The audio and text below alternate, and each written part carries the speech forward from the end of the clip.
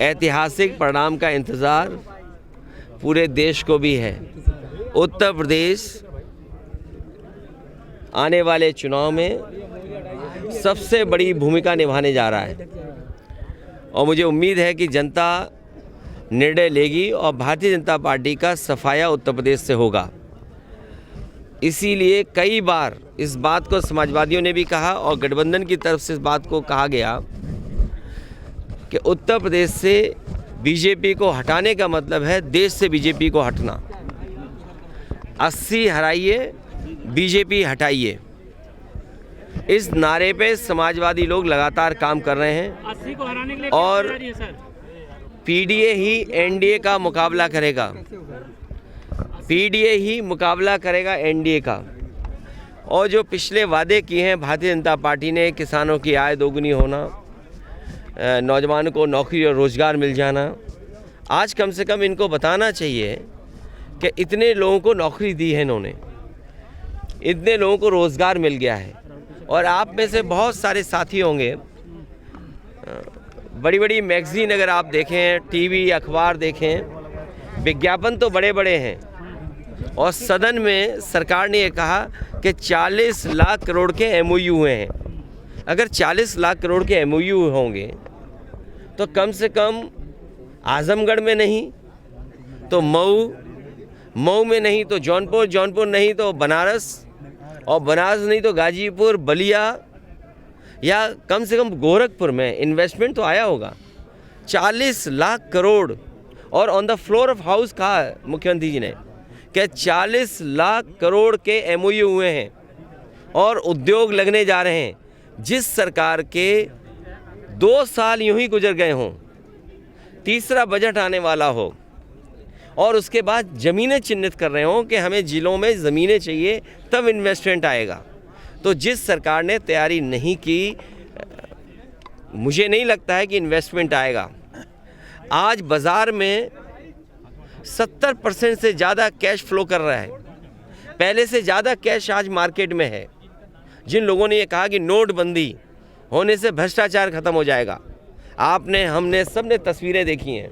और मैं धन्यवाद देना चाहता हूं तमाम अपने यूट्यूबर्स को और चैनल के लोगों को, जिन्होंने झारखंड में जो पैसा पकड़ा गया उसकी तस्वीरें, उसकी वीडियो दिखाई। तो आखिरकार किसका फेलियर है ये? जो सरकार ने नोटबंदी की हो और उसके बाद 300 करोड़ से ज़्यादा पैसा निकले। इसी तरह उत्तर प्रदेश में याद कीजिए कि इत्र व्यापारी पे निकला था पैसा और आरोप ये सरकार ने लगाया कि ये समाजवादियों का है। मैं तो बड़ी जिम्मेदारी के साथ आपसे कह रहा हूँ कि चुनाव आने वाला है, ये बीजेपी वालों ने जो आरोप लगाए थे, कम से कम उस इत्र व्यापारी से समाजवादियों की मदद तो कराओ। तो आपकी वो पॉलिसी फेल हो गई, किसान का धान नहीं खरीदा गया, घर घर बेरोजगार बैठे, उन्हें कब नौकरी मिलेगी? और फिर जाति जनगणना कब होगी? सामाजिक न्याय बिना जाति जनगणना के संभव नहीं है। कुछ लोग सब कुछ पा रहे हैं। आप बताइए कि वाइस चांसलर के अपॉइंटमेंट में किसको नौकरी मिल रही है? कौन है लोग वाइस चांसलर, कौन अपॉइंट हो रहे हैं? और वाइस चांसलर जिनको अपॉइंट कर रहे हैं वो कौन लोग नौकरी पा रहे हैं? उसकी सीट शेयरिंग कोई बड़ा सवाल नहीं है। बड़ा सवाल ये है कि गठबंधन भारतीय जनता पार्टी को हराएगा। देखिए, मैं आपको ये कहता हूँ, स्पॉन्सर मत करिए अपनी न्यूज़। मैंने कहा कि 96% चैनल के हमारे पत्रकार साथी और मालिक एक दिशा में भागते हैं, इसलिए दिशा मत बदलो। सवाल यह है कि क्या घर घर बेरोजगारों को नौकरी मिली कि नहीं मिली? क्या पीड़ित लोगों को न्याय मिल रहा है कि नहीं मिल रहा है? सर, जिस गांव में ईवीएम को लेकर आपके मंदिर जाने वाले बयान पे सर केशव मौर्य ने कहा है कि अपना पाप धुले आएंगे। देखिए, मैं कोई वो नहीं है, ये मैं जानता हूँ आप क्यों चला रहे हो। मुझे अपने चैनल का नाम बता दो। चैनल का नाम बताएं, ये नाम बता दें साथी का, प्रत्याशी का। हैं? देखिए, आपको बजट कितना मिलता है, बजट के हिसाब से आप बोलते हो। आपको थोड़ी शर्म आनी चाहिए। जब मैं ये बात कहूँ कि 1 लाख किसान आत्महत्या कर चुका है 9 साल में, तो उसका जवाब है कि आप भारत 24 पर। और जो कश्मीर में हुआ है, आप भरोसा दिलाना चाहते हो, भरोसा जीतना चाहते हो। क्या आपके फ़ौज के लोगों ने नहीं जान ले ली, निर्दोष लोगों की, सिविलियंस की जान ले ली? उसके लिए क्या रक्षा मंत्री को जाकर के उनके परिवार से नहीं मिलना पड़ा? तो फेलियर आपका है। नोटबंदी आपका फेलियर, फार्मर्स की आय दोगुनी आपका फेलियर, अनएम्प्लॉयमेंट हाईएस्ट, आपका कैश सर्कुलेशन सबसे ज़्यादा। आप क्या दिखाना चाहते हो? और 80 करोड़ लोगों को आपको राशन देना पड़ रहा है। ये समझेगी क्योंकि हमारे साथी कुछ और समझाना चाहते हैं।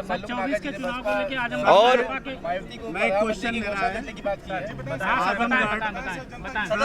जनता समझेगी और बहुत करीब पहुंच करके समाजवादी पीछे रह गई, वरना समाजवादियों को तो जनता ने समर्थन दे दिया था। आजमगढ़ लोकसभा सीट से चुनाव लड़ने की उम्मीद है सर। देखिए आपके ईवीएम पर देखिए, इधर आपने देखा होगा हर गांव में टीवी या एलईडी वैन चल रही है। हमारे प्रधान दुखी हैं कि उनकी जेब से पैसा लिया जा रहा है। हमारे जनप्रतिनिधि परेशान है कि उनकी जानकारी में नहीं है। चुन गई पार्टी दूसरी, वोट मांगा जा रहा दूसरे का।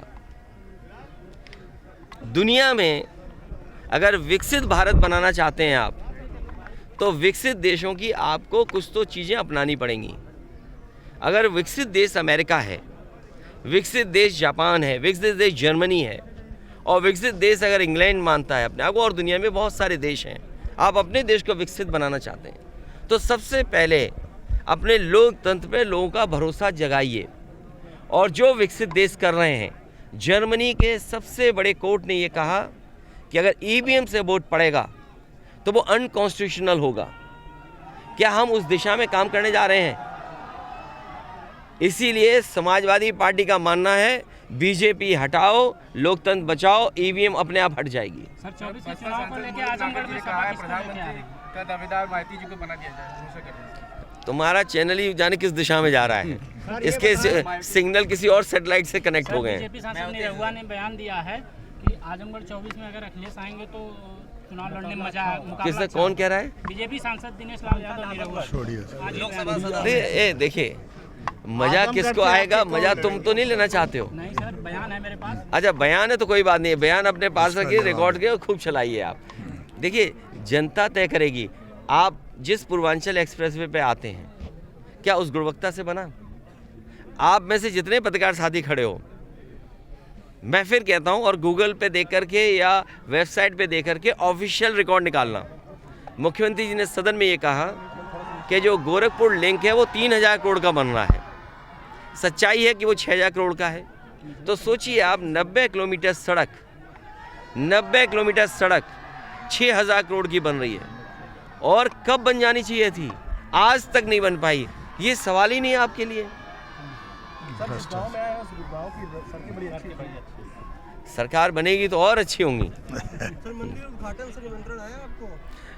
भगवान क्या से किसी का निमंत्रण नहीं आता है, भगवान अपने आप बुलाते हैं सबको। नहीं, भगवान, आपको पता है कि भगवान ने बुलाया हमें, और जब तुम्हें बुलाएंगे भगवान, हमें भी नहीं पता होगा।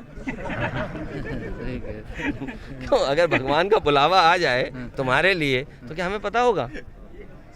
तो जब बुलावा आएगा तो हम लोग जाएंगे। हम उसी परंपरा के लोग हैं, हम उसी परंपरा। सर एक बात बताएं, देखिए, पीडीए के लोगों की कोई पूछ नहीं है। जो यहाँ की आपकी स्थिति थी, वो एक संगठन, वो क्यों आज नहीं वो तेवर दिखाई दे रहा है? किसने बता दिया आपको? नहीं, उससे अच्छा परिणाम आएगा इस बार, देखिएगा। परिणाम की बात नहीं कर रहा हूँ सर, जो जनता के मुद्दों की बात कर रहा हूँ सर। जनता के मुद्दों पे समाजवादी पार्टी काम कर रही है, लड़ रही है, और आपको आगे आने वाले समय में परिणाम भी दिखाई देगा। आजमगढ़ संसदीय क्षेत्र से कौन प्रत्याशी होंगे? कौन प्रत्याशी होंगे ये? आपके परिवार से या कोई अन्य? देखिए, प्रत्याशी पार्टी के कार्यकर्ता नेता तय करेंगे, और मैंने आपसे कहा कि गठबंधन हराएगा, बीजेपी हारेगी, और गठबंधन बीजेपी को हराने जा रहा है। चलिए, और हमारे मुख्यमंत्री जी कहते हैं कि $1 ट्रिलियन इकोनॉमी बनाएंगे। अंग्रेजी में तो इसलिए बोलते हैं कि आपको समझ में नहीं आए। जैसे उन्होंने कहा जीरो टॉलरेंस कानून व्यवस्था में, इसी गांव के आसपास, इसी विधानसभा के आसपास दूसरी विधानसभा में। बताओ एक राजभर की बेटी के साथ क्या हुआ? क्या ज़ीरो टॉलरेंस इनका ज़ीरो हो गया कि नहीं हो गया? और केवल एक घटना नहीं, आप पूरे उत्तर प्रदेश में देख लीजिए कितनी घटनाएं हो रही हैं। और जब एनसीआरबी का आंकड़ा आता है तो उसमें सबसे ज़्यादा बेटियां, माताएं, बहनों पर कहीं अन्याय हो रहा है तो उत्तर प्रदेश में हो रहा है। और फिर आप ये क्यों भूल जाते हो? अभी शहीद हुए हैं लोग, हमारे फौजी शहीद हुए, और जब शहीदों का शरीर आया, पार्थिव शरीर आया, तो अधिकारियों के निर्देश ये थे कि उस कॉफिन को खोला नहीं जाएगा क्योंकि उसके अंदर कुछ था ही नहीं। और फिर हमारे आपके रक्षा मंत्री कहाँ गए? उन परिवारों के बीच में बैठने गए जिन परिवारों के सदस्यों की जान ले ली। क्या अधिकारियों पे उंगली नहीं खड़ी हुई? प्रश्न नहीं खड़े हुए? जब से इनकी सरकार आई है, सरकार हमें आंकड़े दिखाए, जनता को बताए कि कितने लोगों की जान गई है, शहीद कितने हो गए। वो आंकड़े कहाँ हैं? हर महीने कहीं ना कहीं हमें खबरें मिलती हैं, सुनने को मिलता है कि इसकी जान चली गई। और आज अधिकारियों के ऊपर प्रश्न लग गया है कि जिन लोगों की जान गई है वो कौन लोग हैं? निर्दोष थे। और फिर एनसीआरबी का आंकड़ा पलट गया। आप जब से इनकी सरकार आई है 1 लाख किसान आत्महत्या कर चुका है। 1 लाख किसान आत्महत्या कर चुका है। तो ये तमाम वो सवाल हैं जो समाजवादी पार्टी लगातार जनता के बीच में ले जा रही है। हम अपने कार्यकर्ताओं के माध्यम से जनता तक पहुंचा रहे हैं। संगठन की बैठक करके आने वाले समय में जो चुनौतियां हैं उनको बता रहे हैं। भारतीय जनता पार्टी आएगी तो आपको वोट डालने का अधिकार भी छिन जाएगा। पत्रकार साथियों, सच बोलना, सच चलाना भी आपके लिए मुश्किल हो जाएगा। अगर आपने सच दिखाया तो आप पे मुकदमा हो जाएगा।